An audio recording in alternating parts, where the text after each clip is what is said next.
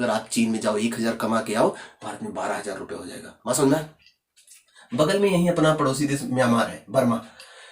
अगर यहाँ से 1 रुपया लेकर, जय हिंद दोस्तों, आज हम बात करेंगे पाकिस्तान में जो इस समय क्राइसिस आ रहे हैं, जो पाकिस्तान इतनी समस्या झेल रहे हैं, उसके पाकिस्तानी लोग जो समस्या झेल रहे हैं, इसके बारे में थोड़ी सी बात करेंगे। थोड़ा सा जागरूक हो जाए आप लोग भी, क्या हो रहा है अगल बगल के अपने देश में, और पाकिस्तान में इस समय पैसे की और खाने पीने वाली चीज़ों की स्थिति क्या है, उसके बारे में जानकारी इकट्ठा करेंगे। प्लस ये पता करेंगे कि पाकिस्तान की मुद्रा की वैल्यू क्या है। इसके साथ साथ अपने भारत के पड़ोस में जो भी देश हैं, इनकी मुद्रा की वैल्यू भारत के रुपए की तुलना में कितना कम या ज्यादा है। मतलब कि भारत से कोई आदमी कहीं बगल में अपने पड़ोसी देश में जाए तो वहां पर भारतीय रुपया का कितना बढ़ जाएगा, कितना घट जाएगा, इसके बारे में भी बात करेंगे। लेकिन पहले हम शुरू करते हैं पाकिस्तान से।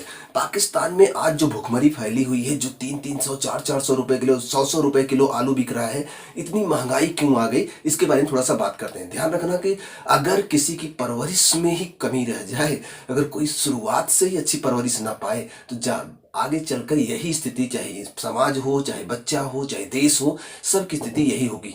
आप अगर इतिहास जरा सा भी पढ़े होगे तो आपको इतना पता होगा, पाकिस्तान जब बन रहा था उसी समय जिन्ना की जबरदस्ती की वजह से पाकिस्तान ठीक से बन नहीं पाया। जब उसे बार बार बोला गया कि एक अच्छा संविधान बना ले बैठ के यहाँ से, तो वो इंसान माना नहीं, बोला कि हमको आज़ाद करिए, हम अपना संविधान खुद से बनाएंगे। इसके लिए प्रत्यक्ष कार्रवाई दिवस मनाया, इसके लिए पाकिस्तान के लिए एकदम बोला गांधी जी को मर भी जाए गांधी जी तब भी कोई फर्क नहीं पड़ता, लेकिन पाकिस्तान अलग से बनवा के मानेंगे, और जिस दिन बोल रहे हैं उसी दिन बनाइए। मतलब इतना जिद पकड़ा था कि ऐसा पाकिस्तान बना है कि जब से बना है तब से आज तक केवल पाकिस्तानी लोग झेल ही रहे हैं। लोग भूखे मर रहे हैं, बच्चे खाने को नहीं पा रहे हैं, बिजली का बिल 20-20 हजार, एक रूम का रेंट 20,000 रुपये आता है। सोचिए, महीने का 20,000 किराया आता है। इतना खराब स्थिति हो गई है इस समय पाकिस्तान की। उसके बारे में चर्चा करते हैं। देखो, आज़ादी के बाद से ही पाकिस्तान की स्थिति वैसे ही खराब है। कई बार वो समस्याएं झेल चुका। जब 14 लाख लोग वहां पर रहने के लिए गए, तब उनको व्यवस्थित करने में ही उसकी हालत खराब हो गई। उसके बाद वो कई बार ऐसी समस्याओं में घिरा कि लोग अपने को उबार नहीं पाया, लेकिन सुधरता रहा। 2001 में पाकिस्तान की स्थिति बहुत खराब हो गई। सन 2001 की बात कर रहे हैं। इस समय पाकिस्तान की स्थिति बहुत खराब हो गई थी। इतना ज़्यादा खराब हो गई थी कि पैसे बहुत कम, विदेशी मुद्रा बहुत कम। लेकिन उस समय मुशर्रफ का नाम सुने होंगे आप, मुशर्रफ वहाँ के प्रधानमंत्री थे। तो मुशर्रफ के समय में ये स्थिति बहुत खराब हुई थी। अगर एक चीज़ आप जानते होंगे तो 2001 में अमेरिका के वर्ल्ड ट्रेड सेंटर जो था, उस पर ओसामा बिन लादेन ने हमला किया था। याद होगा आपको? उस हमले से भागकर वो आया था कहाँ पर, ये अफगानिस्तान का क्षेत्र, जो तालिबान वाला क्षेत्र है, वहां पर आकर शरण लिया था। अब उस टाइम अफगानिस्तान, देखो ये पाकिस्तान बीच में अफगानिस्तान है, तो ये जब यहाँ शरण लिया था तो अमेरिका, 2001 की बात कर रहा हूँ, 2001 में पाकिस्तान की स्थिति बहुत खराब थी, लेकिन अमेरिका हेल्प करने लगा। किसकी? इसकी हेल्प करने लगा। क्यों? क्योंकि इसके बदौलत वो ओसामा बिन लादेन तक पहुंचना चाहता था, बगल में ही तो है वो, तो उसके पास पहुंचना चाहता था। इसलिए 2001 से ही, उसके पहले से भी अमेरिका बहुत हेल्प कर रहा था पाकिस्तान का। 2001 में तो अपनी सैन्य अड्डा बनाना शुरू किया, इधर के क्षेत्र में यहाँ रहना शुरू किया, तो इसका हेल्प बहुत ज़्यादा करने लगा, तो पाकिस्तान को संभालने लगा। खासकर सऊदी अरब पाकिस्तान को की खूब हेल्प करता है, क्योंकि सऊदी अरब में लगभग पाकिस्तान के 27 लाख लोग काम करते हैं। प्लस सऊदी अरब में जो रईस लोग हैं और पाकिस्तान में जो रईस लोग हैं, इनका संबंध बहुत अच्छा है। प्लस सऊदी अरब में सुन्नी है और पाकिस्तान में भी सुन्नी है, तो जात सेम है ना, इसलिए हेल्प बहुत होता है। तो सऊदी अरब भी इसका खूब हेल्प करता है। खास और इसका ये सबसे बड़ा हेल्प जो करता है वो क्या है? चीन है। चीन भी खूब हेल्प करता है। तो ये लोग जो हेल्प तो करते हैं, साथ साथ अपना अपना उल्लू भी सीधा करते हैं। मतलब अपनी जरूरत पड़ेगी तो पाकिस्तान का यूज कर लेते हैं। पाकिस्तान ऐसा है, जो भी आए उसके गाल पे थप्पड़ लगा के निकल जाए। मतलब कि हमेशा से अपने आप को ऐसा बना रखा है कि आप हमको यूज करो, जाओ आप जानते हो ना, इसको सब यूज करते हैं। ये भी यूज करता है, अमेरिका भी यूज करता है, सऊदी अरब भी जरूरत पड़ते भी यूज कर लेता है। ऐसा भी ना बनो, इतना भी बेकार मत बनो, इतना भी निठल्ले मत बनो, इतना कमजोर ना बनो कोई आए और यूज करके चला जाए। पाकिस्तान जब से पैदा हुआ तब से झगड़ा ही तो कर रहा है।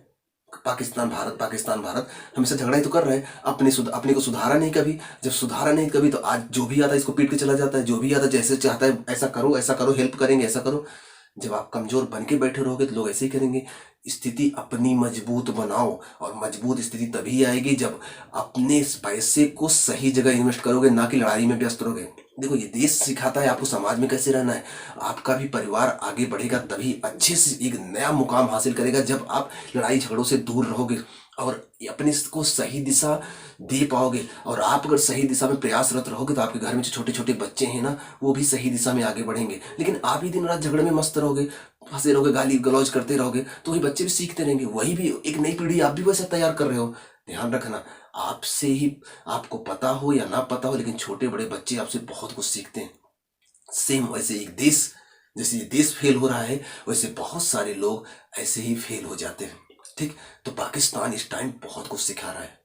इस समय के जो पाकिस्तान के प्रधानमंत्री हैं उनका नाम है शहनवाज शरीफ। शहनवाज शरीफ, इनके जो आप एक नाम सुनोगे नवाज शरीफ, नवाज शरीफ के भाई हैं शहनवाज शरीफ। और शहनवाज शरीफ से जस्ट पहले जो प्रधानमंत्री थे वो इमरान खान थे, उनको हमला हुआ था कुछ दिन पहले, आप सुने होंगे।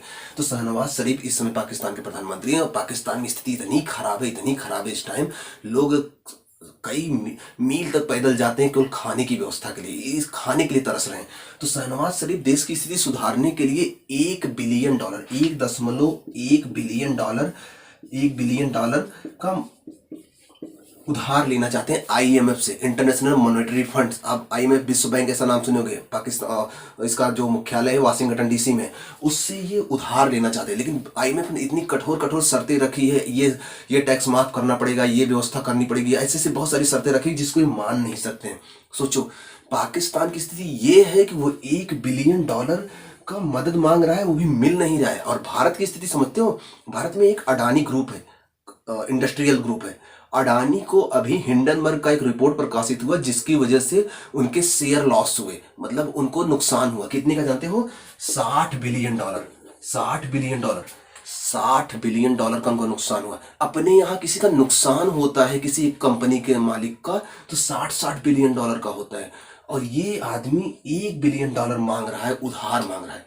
सोचो, स्थिति भारत की, स्थिति पाकिस्तान की। पाकिस्तान की में स्थिति सुधारने के लिए $1 बिलियन उधार मांगा जा रहा है। भारत में किसी को नुकसान होता है तो वो 60 बिलियन का हो जाता है। सोचो, तो भारत कितना मजबूत होगा। और ये हमेशा धौंस देता रहेगा, अब उड़ा देंगे, अब उड़ा देंगे, है किसी लायक है। तो कहने का मतलब ये है कि स्थिति सुधार के रखनी चाहिए, अपने को हमेशा प्रोग्रेस करना चाहिए, सही दिशा में आगे बढ़ना चाहिए, जितना हो सके लड़ाई झगड़े से दूर होना चाहिए। क्योंकि जो ऊर्जा एक अच्छी जगह पे खर्चा होना चाहिए, जो एनर्जी अच्छी जगह पे खर्च होना चाहिए, वो आप लड़ाई झगड़ों में फालतू जगहों पे खर्चा करोगे, कुछ मिलने वाला नहीं है। जहाँ खर्चा करोगे वहां से कुछ प्रोडक्ट मिलेगा आपको। अच्छी जगह खर्चा करोगे तो अच्छा मिलेगा, बुरी जगह खर्चा करोगे तो गलत मिलेगा। तो कोशिश करो कि अच्छी जगह खर्चा करो ताकि कुछ आपको उससे फायदा हो सके। तो ये स्थिति है जो इस समय है कि इनका $1 बिलियन के लिए परेशान है, यहाँ $60 बिलियन का नुकसान हो जाता है।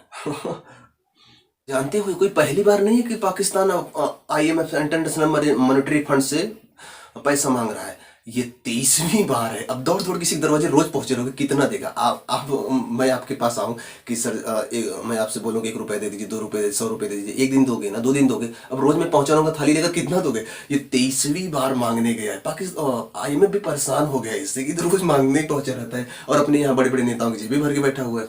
तो स्थिति यहाँ की इतनी खराब है। और जानते हो इस टाइम वहाँ क्या स्थिति है कि $1 बराबर 300 पाकिस्तानी रुपया। अपने की स्थिति बहुत अच्छी नहीं है, अपने यहाँ भी $1 82 पहुंच गया है, लेकिन पाकिस्तान की स्थिति और खराब है। $1 300 पाकिस्तानी रुपए के बराबर पहुंच गया है। वो कहा जाता है ना, दरअसल बात ये है ना, तालिबानियों के इन्होंने शरण दिया था और तालिबानी आजकल इनके यहाँ खूब अटैक कर रहे हैं। अभी 30 जनवरी जो अटैक हुआ था, 100 से ज्यादा लोग मारे गए पाकिस्तान में, तालिबानियों का अटैक था। वो कहा जाता है ना कि अपने यहाँ सांप पालोगे ना तो ये नहीं है पड़ोसी को काटेगा, मौका पाएगा तो आपको भी काट लेगा। ठीक है, तो सांप पालो ही ना। क्या मतलब है आपको सांप पालने के? ठीक है, आप एक मंत्र कहानी पढ़ोगे मुंशी प्रेमचंद के, उनका बेटा, मंत्र कहानी में डॉक्टर चड्ढा का बेटा भी सांप पालता था। ठीक, तो सांप ना ही पालो तो बेहतर है। ठीक, तो हम थोड़ा सा ये देख लेते हैं कि इसमें मुद्रा की स्थिति क्या है। आइए देखते हैं कि इसमें मुद्रा की स्थिति क्या है। जैसे अगर आप पाकिस्तान जाओ, जैसे कि यहाँ से आप पाकिस्तान जाओ तो $1 बराबर $3 पाकिस्तान के बराबर होगा। भारत का $1 पाकिस्तान में $3 होगा, तब जाकर उसके बराबर होगा। मतलब ये है कि अगर कोई आदमी भारत से आय कमाकर $1000 लेकर जाए पाकिस्तान, तो पाकिस्तान में हो जाएगा $3000, 3000 कुछ रुपया हो जाएगा। मतलब कि पाकिस्तान का 3 रुपया भारत के 1 रुपये के बराबर। जैसे भारत का अमेरिका का $1 भारत के 82 रुपये के बराबर है, मतलब भारत का रुपया कमजोर है, इसका मतलब अमेरिका के डॉलर की तुलना। लेकिन वैसे यहाँ देखो भारत का 1 रुपया पाकिस्तान के 3 रुपये के बराबर है, इसका मतलब कि पाकिस्तान का रुपया कमजोर हो गया है भारत की तुलना में। बात क्लियर ना? इसका मतलब अगर आप पाकिस्तान जाओगे तो वहां पर भारत का 1 रुपया 3 रुपये में कन्वर्ट हो, 3 रुपये से ज्यादा में कन्वर्ट हो जाएगा, दिख रहा होगा आपको 3.29 है। अगर अफगानिस्तान चले जाओगे ना, देख लो इधर, अगर अफगानिस्तान में चले जाओगे ना तो यहाँ पर देखो 1 अफगानी बराबर 0.9 रुपया, मतलब अगर 10 से गुणा करो यहाँ पर तो ये 9 हो जाएगा और ये 10 हो जाएगा, मतलब 10 अफगानी बराबर 9 रुपया। मतलब भारत का कम पैसा, अफगानिस्तान का ज्यादा पैसा, इसका मतलब भारत का स्थिति यहाँ भी मजबूत है ना, मजबूत है ना। भारत का कम पैसा अफगानिस्तान का ज्यादा पैसा के बराबर होता है। जैसे कि अमेरिका का कम पैसा, अमेरिका का $1 भारत के 82 रुपये के बराबर होता है, तो अमेरिका का कम पैसा भारत के ज्यादा पैसे के बराबर होता है, तो अमेरिका का डॉलर मजबूत माना जाता है। वैसे ही यहाँ देखो, अगर इसको 10 से गुणा कर दो, 10 अफगानी हो जाएगा, यहाँ पर 9 रुपया हो जाएगा। इसका मतलब भारत का कम पैसा अफगानिस्तान के ज्यादा पैसा के बराबर हो रहा है, इसका मतलब भारत की स्थिति अफगानिस्तान में भी पैसे के मामले में मजबूत है। ओके, अगर नेपाल में आप जाओगे, नेपाल में देखो ध्यान से इसको, अगर नेपाल में जाओगे ना, नेपाल तो भारत का 1 रुपया नेपाल में 1.5 रुपया के आसपास बन जाएगा। भारत का 1 रुपया नेपाल में 1.5 रुपया बन जाएगा, मतलब कि नेपाली लोग भारत में आएंगे काम करने, क्योंकि यहाँ से लेकर जाएंगे 1,000 ले जाएंगे, वहाँ 1,500 हो जाएगा, मतलब 1,000 ले जाएंगे 1600 हो जाएगा, 0.6 है तो 1600 रुपया हो जाएगा, बढ़ जाएगा ना। इसलिए तो नेपाली लोग खूब आते हैं यहाँ काम करने, और ये लोग भी आते हैं। अब पाकिस्तान को तो रोक लगा दी कि बेचारा ये भी आता, ये तो 3-3 रुपया 3 गुना हो जाता, ये तो 1.5 गुना है, ये तो 3 गुना हो जाएगा, 3 गुना से भी ज्यादा हो जाएगा और कमा लेंगे। लेकिन बॉर्डर सीज है, आ ही नहीं सकते। ठीक है, भूटान में अगर जाओगे तो भूटान में 1 रुपया लगभग 1 रुपये के बराबर है, मतलब भूटान का पैसा भारत का पैसा लगभग बराबर है, फ्लैक्चुएट हो। देखो एग्जैक्ट मामला जो है ये सही है, मार्केट में डॉलर के दाम कम जाने होने से थोड़ा ज्यादा फ्लैक्चुएट होता रहता है। ठीक है, बस एक ये पेपर में नहीं आएगा, लेकिन ये जानकारी के लिए बता रहे हैं कि आपको आसपास अपने पड़ोसी देशों के बारे में पता होना चाहिए कौन सा रुपया किसके बराबर है। अगर चीन में आप जाओगे, चीन का 1 चीन में एन चलता है ना, रेनमिन भी छोटी मुद्रा है उसकी, एन बराबर 12 रुपए होता है। इसका मतलब क्या है, चीन का 1 येन भारत के 12 रुपए के बराबर है। इसका मतलब चीन का एन मजबूत है भारत से 12 गुना।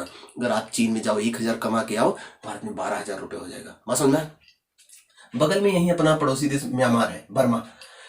अगर यहां से 1 रुपया लेकर जाओ तो बर्मा में 25 दशमलव लगभग 25.5 क्यात बन जाता है, मतलब 1,000 लेकर जाओ 25,000 बन जाएगा। समझ में? मतलब भारत की स्थिति बड़ी मजबूत है यहाँ पर ना।